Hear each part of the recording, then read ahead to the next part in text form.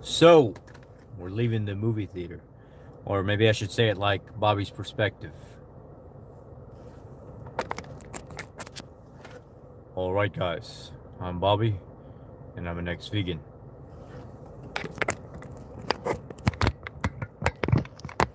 Or maybe I should say it like Keto Diamond.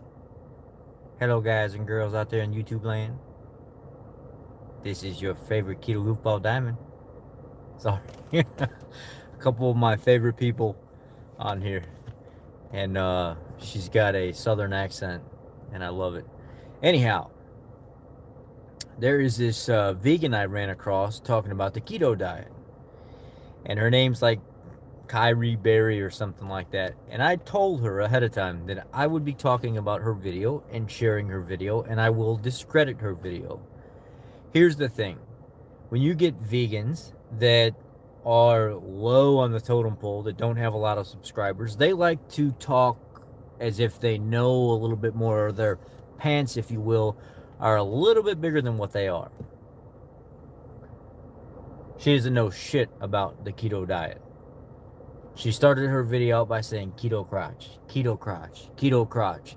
We all know that keto crotch was drug out to be a PR stunt, but at the same time, any diet can change your pH levels. People are going to tell you your body self-regulates pH anyway, and in the meantime, your smell is not going to change. Any diet can make your smell change. Any diet. Not just keto or vegan or anything. But if you haven't noticed those smells before, this is how we get the term keto kitty. That's been around a lot longer than keto crotch.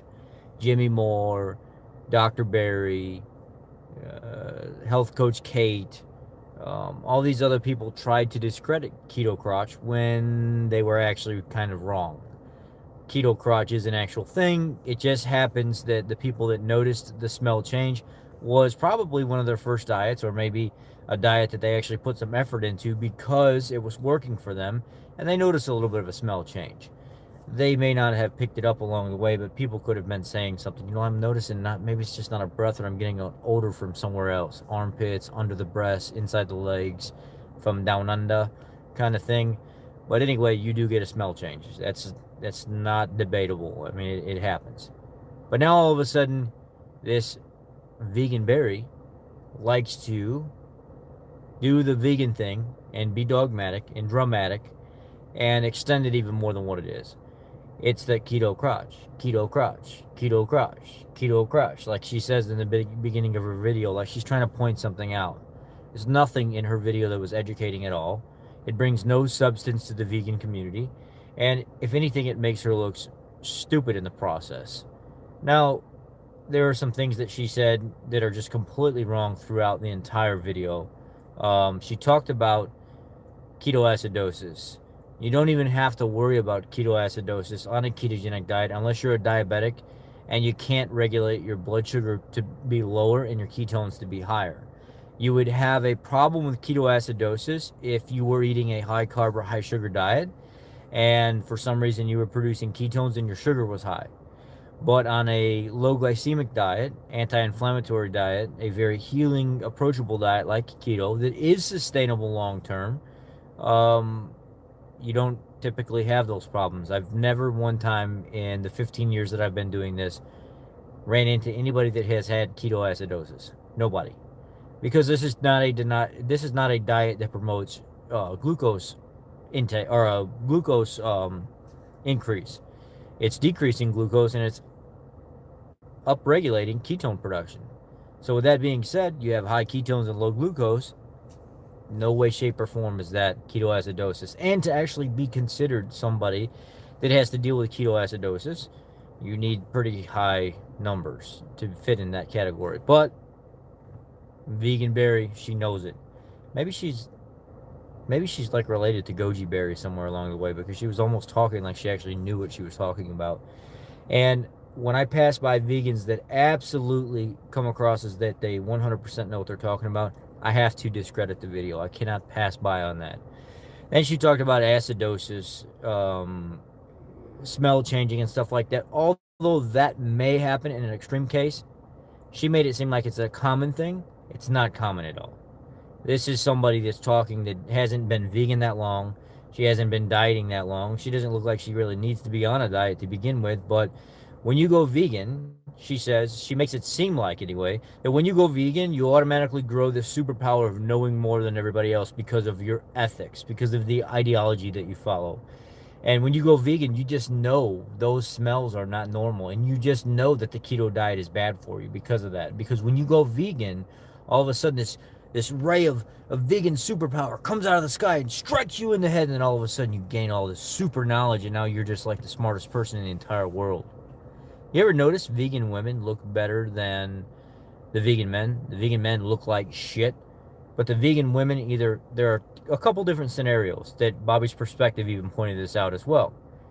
Either the vegan women look really good, but they almost look like they have puffy, bloated, water under the skin kind of deal, and it just doesn't look natural. Yeah, they have a nice physique and stuff to them, but it almost looks like you could push your fingers right through their skin or just squish their skin. Now, I'm not saying that's to all of them, that's the case. A lot of them don't have a lot of color. The vegan women physique look good, but the color's just gone. The color's not even there unless they're tanning or spraying stuff all the time. There's just naturally no color there. There's no redness to the skin. It's almost like a yellowish color.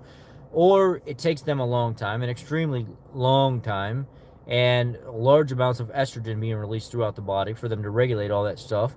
And what ends up happening is down the road, after teeth have fallen out, hair's fallen out, and everything else, then they start actually looking better.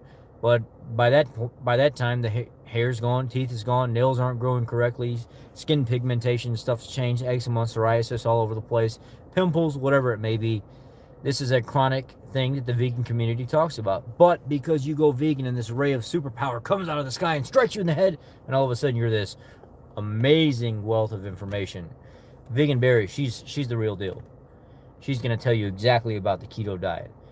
Just because you're keto means that you are in ketoacidosis. Just because you're keto and you have this acidosis coming on, that means that you have this smell. Because on a vegan diet, you don't need to use deodorant or anything.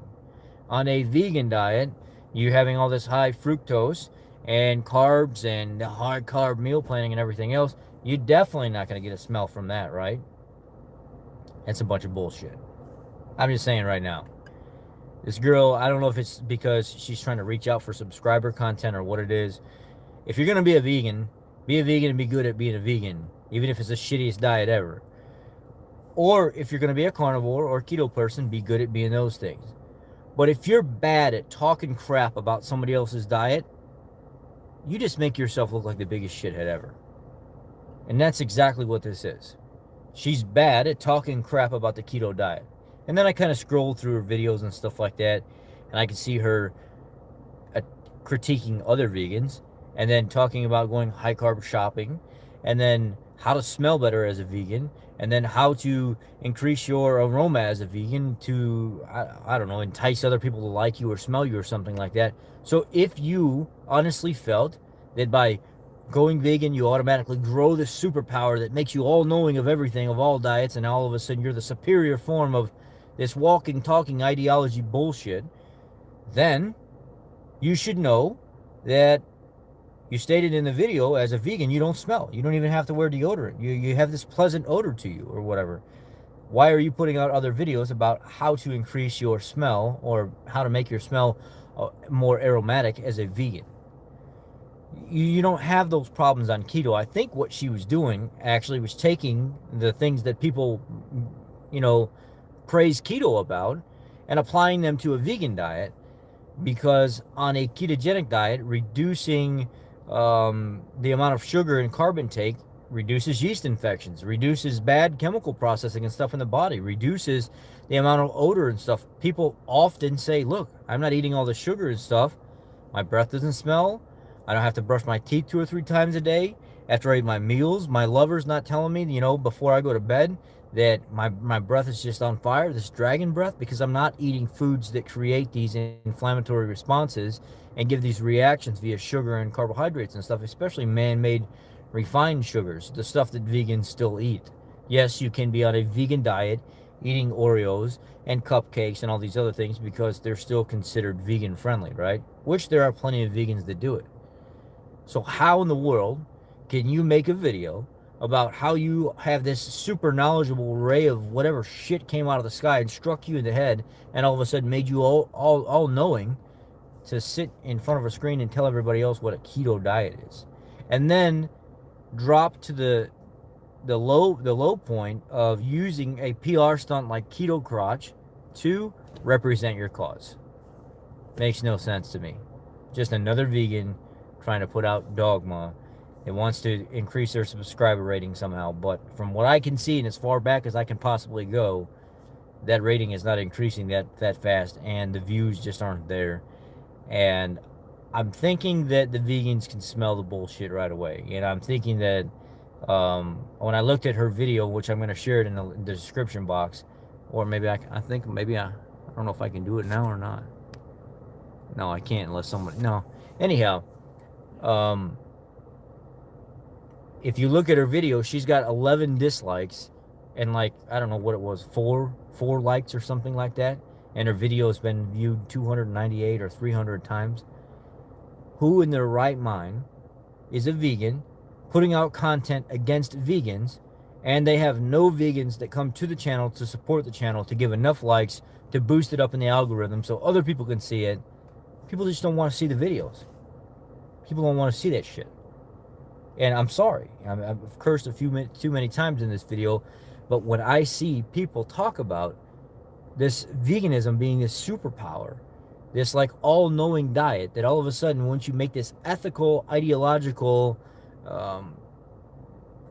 decision to stop eating a diet that doesn't promote deficiencies to going to a diet that does promote deficiencies, now all of a sudden with this deficiency you've gained all this extra knowledge. It's like an automatic thing that vegans just, oh, I'm vegan, I'm the smartest dude in the world now, I'm ready to conquer the world, come on, let's kick Donald Trump out of office, I'm ready to be the next president. I mean, it's silly. It's really silly. It's really silly, the fact that just because you make a lifestyle change, all of a sudden you're all-knowing. I want you guys to see the video. I'm going to leave it in the description box below. It's super, super silly. For as long as I've been doing this, with the thousands of people that I've coached and the amount of time that I've put in doing this, I would have thought that my channel's a lot higher or more subscribers than what it is now. But I like the way my channel's growing. It grows a little bit every single day. And people are actually starting to see the good quality information. It may not be what they want to hear all the time, but it's the fact that they're hearing good, honest, quality information. And I can smell somebody out that's BSing their way out of anything. I mean, I used to be that guy. I'm just not anymore. I don't care what people think anymore. Even the people that like me sometimes get upset with the amount of stuff I say. I just tell the truth. If you don't like it, you don't like it. That's just how it is. This girl is full of it. And I don't mean to come down on her that hard like that, but she honestly talked like she knew what she was talking about. And I clearly told her in her comment section, I'm going to do a video about this, and I'm going to break this down, and I'm going to call you out. Bottom line, I'm not going to do it behind your back. I'm telling you, I'm going to call you out. Now, if you think that you know more than me, let's get on Skype. If you see this video, and let's debate this out. I will freaking destroy you. Everybody else is doing these debates and stuff now. I'm calling you out. Let's do it. I'll lay out the algorithm right now. Or not the algorithm. I'll lay out the table right now. Anecdotal evidence. Labs to the table. Most recent labs. How many people you affect. What you do for your community and how you contribute. Activism in public. What are you doing in public to promote it? And on top of that, let's look at the amount of time that you've been doing it versus the amount of time that I've been doing this, and who has a greater impact on their community, and who's actually doing the work, and who's actually doing the research and knows the information behind it. Calling you out right now.